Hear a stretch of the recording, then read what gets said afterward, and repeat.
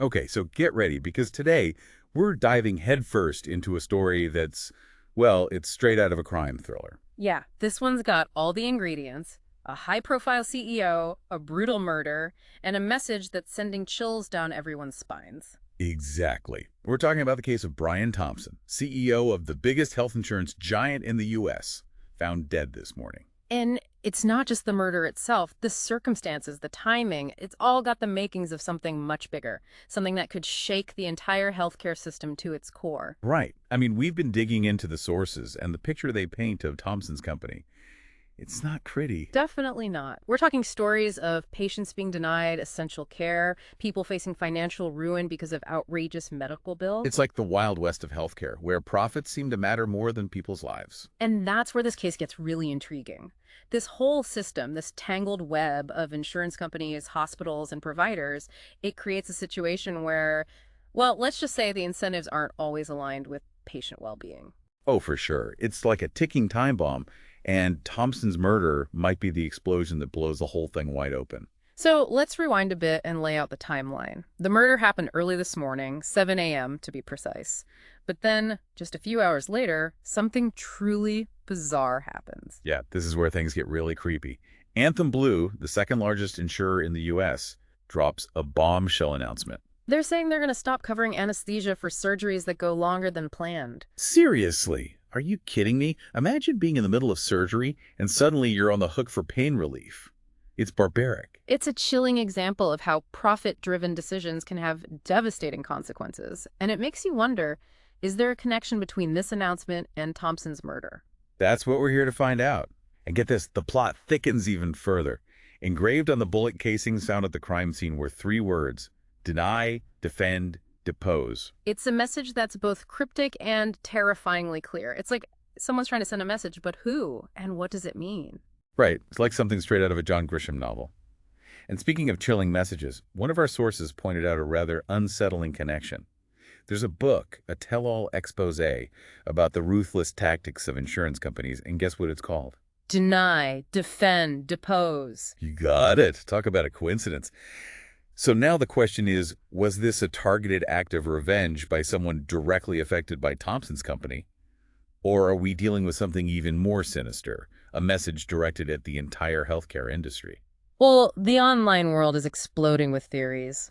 One ex-user at Cluny Pingosh suggested two possibilities. Oh yeah, I saw that thread. It was getting pretty heated. They proposed that maybe we're looking at a professional hitman, someone trying to make the murder look more complicated than it is. A classic red herring. Exactly. But then they threw out another possibility, one that's captured a lot of people's imaginations: an honorable masked vigilante taking down corrupt executives to protect the innocent. Now that's a story I can get behind. A real-life superhero fighting for the little guy. But another ex-user at Murciano Basado brought us back down to earth a bit. Yeah, their take was a little less glamorous, but definitely worth considering. They argue that even if you take out every bad CEO, the system itself will just keep churning, driven by profit and greed. It's a sobering thought. It makes you wonder, even if this was a deliberate act of protest, will it actually change anything? Especially with that Anthem Blue announcement coming so soon after the murder, it's almost too perfectly timed to be a coincidence. It's like they're capitalizing on the chaos, using this tragedy to push their own agenda. So the big question remains, was Thompson's deposal, as the message on the bullet casing suggests, just the beginning? Is this a sign of things to come, a warning shot across the bow of the entire healthcare industry? You know, it's easy to get caught up in all the drama and intrigue, but we really need to take a step back here and think about the bigger picture. You're right, this isn't just about one CEO, one company, one murder. This is about the entire American healthcare system and how people are getting hurt. Exactly. And at Murciano Basado brings up a really important point. Just pointing the finger at insurance companies might be, well, a little simplistic. Okay, I see what you mean. Help me understand that perspective a bit more. Well, think about it. These companies, they operate within a system that's designed to prioritize profit above pretty much everything else. I mean, they've got shareholders, they got to keep happy.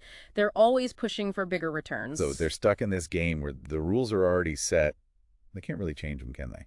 In a way, yeah. And it's not just a problem here in the U.S. either. Emerciano Basado mentioned that you see similar stuff happening in other countries like France, Switzerland, even Germany, places with tighter regulations. Wow, so this is a global problem then. It really is. And the question is, how do you balance the need for affordable healthcare with the reality that this is a system built on profit? It's a puzzle that's been stumping people for years. Yeah, it's a tough one for sure. But for now, let's bring it back to the case, okay? We've got a murder, a cryptic message, a possible motive. What's next in this investigation? What do we do now if we're trying to be detectives here? Well, if we're putting on our detective hats, we need to look at all the angles, right?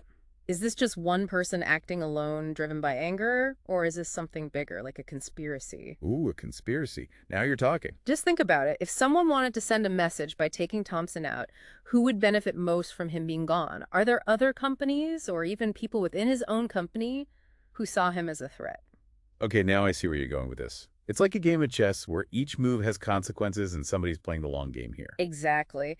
And that announcement from Anthem Blue about the anesthesia coverage, the timing is just too suspicious to ignore. Yeah, you're right. It's like they're taking advantage of this whole situation using Thompson's death to push through their own plans. Yeah. Pretty cold if you ask me. It really makes you wonder what their end game is here. Is it simply about eliminating a powerful figure, or is there a bigger plan at play, something that could reshape the whole healthcare landscape? And what about that message on the bullet casings? Deny, defend, depose. What are we supposed to make of that? Is it a real threat, or is there some deeper meaning we're missing? It's definitely meant to be provocative, that's for sure. Whether it's a direct threat, a symbolic gesture, or some clever distraction, we just can't say for certain right now. It's like we're trying to solve a puzzle, but we only have half the pieces. Exactly. Until we have more information, it's impossible to say for sure who's behind this, what their motives are, or what the long-term consequences will be. This is uncharted territory. One thing's for sure, though, this case has exposed some really ugly truths about the American healthcare system, a system where human lives are treated like bargaining chips in the pursuit of profit. It's a stark reminder of the ethical challenges we face in a world where corporate greed and human well-being collide, and it makes us ask some tough questions about individual responsibility and where we draw the line. And we need to have this conversation, and it can't just be about this one case. We need to take a hard look at the whole system and demand better from our leaders and from the institutions that are supposed to be serving the people, not exploiting them. So, as we head into the final part of our deep dive, let's shift gears a little and look at how people online are reacting to this case. The internet is abuzz with theories and speculation and strong opinions. It's a fascinating landscape that reflects the complex emotions this case has stirred up. Yeah, the online reaction to this whole thing has been wild. Yeah. Seems like everybody's got a theory and people are getting pretty passionate about it. It's amazing the range of responses you see. Some people are praising this act as some kind of vigilante justice, like a righteous uprising against a system that's rigged against the average person. Right, like that Robin Hood image, taking from the rich and powerful to fight for those who can't fight for themselves. There's definitely something romantic about that idea. But then you have others like at Murciano Basado who are saying, hold on, let's not get carried away and glorify violence. They're arguing that without a clear plan for change, this is just a symbolic act, a drop in the bucket that won't lead to real lasting reform. It's like they said, trying to put out a wildfire with a glass of water. Yeah. You might make a tiny difference, but the fire's just going to keep burning. Exactly. And they make another good point. Even if you could somehow magically remove all the corrupt CEOs from the picture, the system itself would just keep going, driven by the same forces that created the problem in the first place. So if violence isn't the answer, then what is? How do we even start to tackle a problem this big and complicated? That's the million-dollar question, isn't it? It's a question that policymakers, activists, healthcare professionals, they've all been wrestling with for years. Is it about stricter regulations? More transparency from insurance companies? Or do we need to completely rethink how healthcare is delivered and paid for? It's a mess, that's for sure. But I think one thing's clear, this case has really kicked off a national conversation about the power of corporations and whether there are any ethical limits and the need for a healthcare system that puts people ahead of profits. And it's a conversation we need to keep having long after this case fades from the headlines. We can't just let this be another sensational crime story that we forget about next week. This is about real people's lives, people who are struggling to get the care they need. We need to hold our leaders accountable and demand a system that values human life over corporate greed. So as we wrap up our deep dive today, I want to leave you with this thought. Does this act of violence show us that people are getting desperate and are ready to fight back against a system that feels rigged against them? Or is this just a temporary outburst, a cry for help that will eventually fade away? It's a question worth thinking about and talking about. Finding the answers won't be easy, but it's a conversation we need to have if we want to create a future where healthcare is a right, not a privilege. Thanks for joining us today for this deep dive into this complex and troubling case. We'll be back next time to explore more of the issues shaping our world.